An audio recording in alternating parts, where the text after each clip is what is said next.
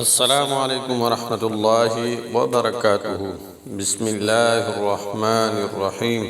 ټول تعریفونه د رب ذوالجلال لپاره چې خالق او مالک او پروردگار د کل عالم دی، او درود پاک په خاتم الانبیاء حضرت محمد صلی الله علیه وسلم باندې. امید د رب ذوالجلال نه ساتم چې تاسو به روغ جوړ یې، په صحت با برابر یې. الله جل شانه ته دنیا او آخرت ټول خوشحالي نصیب کړه. الله جل شانهم د هر درد، د هر غم، د هر مصیبت، د هر تکلیف او د هر آفت نه بخپل امن او امان کې وساته. ډېر عزتمند او محترم مسلمانان، نورونو او خویندو، نن درته یو نوې او خاص وظیفې سره حاضر یم. دا نننۍ وظیفه محترمو دا ډېره طاقتوره د جمعې د شپې مبارک وظیفه ده. د الله جل شانه د اسم ذات وظیفه ده. په دې وظیفه کې محترمو دا د هر مشکل د پاره، د هر مقصد، د جایز مقصد او خواهش د پاره کولی شي، د هر حاجت د پاره کولی شي، د خپل رزق د برکت د پاره کولی شي، مال او دولت د برکت د پاره دا وظیفه کولی شي.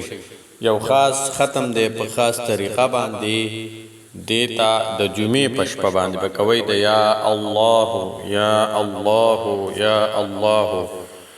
ډېر مجرب عمل دی او ختم دی محترم، چې تاسو دا وکړئ ان شاء الله تعالی چې تاسو په زندګۍ کې به الله جل شانه بدلون او سکون راولي. تاسو کم ناممکنات دي، تاسو کم جایز مقصدونه او خواهشات دي، تاسو باندې قرضونه دي، تاسو پرشته کې سر رکاوټ دی، تاسو ته په زندګۍ په هر موړ کې هر یو مسله چې ان شاء الله تعالی الله جل شانه به د دې ختم په واسطه او د دې ختم مبارک په ذریعہ باندې هغه ختموي.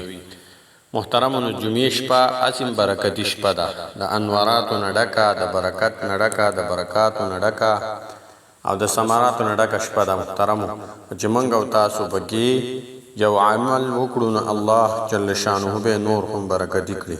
محترمو، جمعې په شپه په برکاتو کې راځي، د جمعې د شپې او د ورځې په برکاتو کې راځي.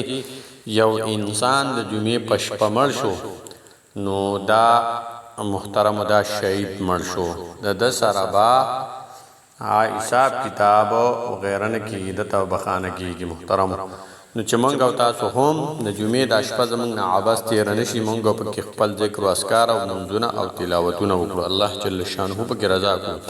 به هر حال محترمو، از وظیفې طرف ته وظیفه په څه طریقه باندې ده. جمعې په شپه باندې چې کله تاسو د ماسخوتن مونځ نه وروستو د تهجد ټیمه پورې تاسو دا وظیفه کولی شئ. محترم، ډېره اسانه طاقتوره وظیفه ده.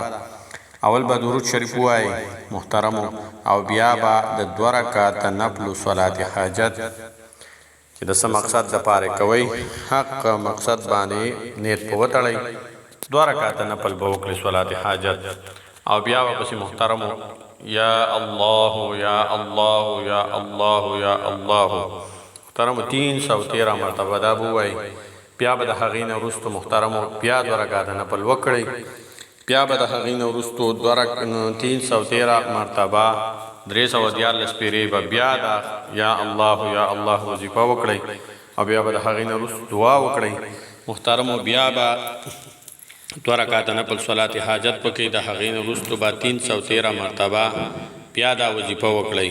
محترمو، یا الله یا الله یا الله. بیا په 4 پیره محترمو 2 رکعته نفل نیت په وتړئ. د هغې نه وروستو به بیا یا الله یا الله یا الله یا الله. چې کله 2 رکعته نفل مکمل کوئ، سلام ګرځوئ، د هغې نه وروستو به دا وظیفه کوئ 313 مرتبه یا الله یا الله.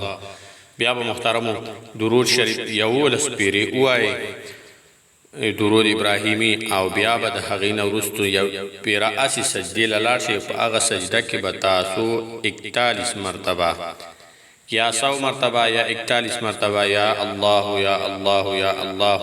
چې کله د سجدې نه سر راپورته کوئ، بیا به 11 پیرې درود شریف مبارک ووایئ 11 مرتبه، او د هغې نه وروستو به د خپلو حاجاتو، د خپلو مشکلاتو، د خپل مصائبو، د هر څه دپاره مقصد دپاره دعاګانې وغواړئ ان شاء الله تعالی. چې څنګه دا نوم مبارک، دا اسم مبارک لوی دی، لوی ذات دی، نو محترمو ستاسو به دومره لوی حاجات او مشکلات نه وي چې هغه به دې سره حل کېږي. نو ډېره اسانه طاقتوره وظیفه د جمعې د شپې مبارک وظیفه ده او ختم دی دا وکړئ. نور خویندرونو چې ثواب په نیت باندې لازم شرکت زموږ یوټیوب چینل مولانا وظایف تر سره هم سبسکرایب کړئ. السلام علیکم ورحمت الله تعالی وبرکاته.